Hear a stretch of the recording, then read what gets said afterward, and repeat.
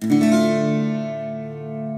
sun scarcely risen, dew damp on the leaf, we swore our allegiance to tackle the thief.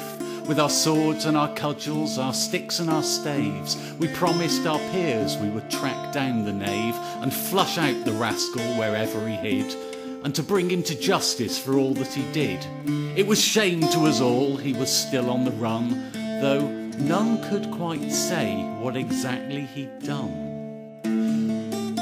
But each of us held to his own heartfelt reason, while some spoke of theft, some arraigned him of treason, and some cried of murder for which he must pay, and some blushed for crimes that they did not dare say. But that the fox was a felon we all were agreed, and whatever the details, he was surely indeed the master of mischief, the duke of disguise, the puller of wool over unwary eyes. And now it must stop, was our solemn command, though nobody noticed him there in our band.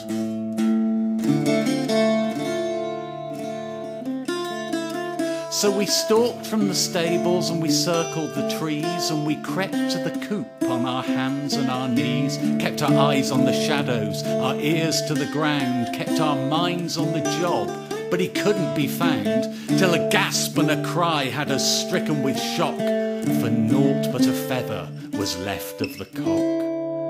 And one of our number, head bowed in dismay, movingly urged us, he can't get away. So we took to the woodland with no turning back, so nobody saw what he slipped in his sack.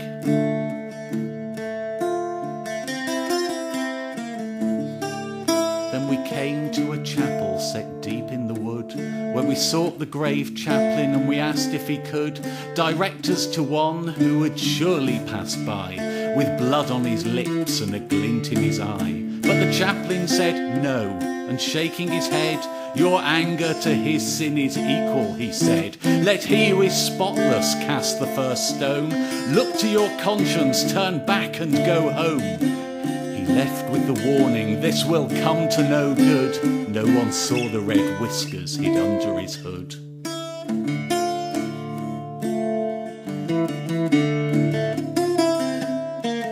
As we entered the town, as the evening drew on, the streets thronged with people, and we asked everyone, have you seen Reynard? They all answered, nay, nor Renard, nor Reinard. We stood in dismay, till a dark shrouded stranger, who sat on a fence, said, Sir Russell went that way, not half an hour hence. If you take to your heels, he won't stand a hope. He'll be strung up by morning, and I'll fetch the rope. But before we could take the advice that he spoke, we spotted the brush at the hem of his cloak. So we fell on the fox with a hoop and a hey, in a dust-raising, triumphant, manic melee, with the cries rising up, the blows raining down, and the children, the women, the men of the town came running and yelling to join the affray, laughing and cheering and praising the day that the treacherous, lecherous, murderous, sly, good-for-nothing was caught. Good riddance, they cried,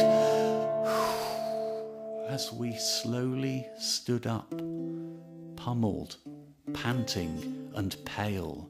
But woe to the hunt at the twist of the tail, for as dust slowly settled, we all stood and stared at each other, confounded, for the fox wasn't there.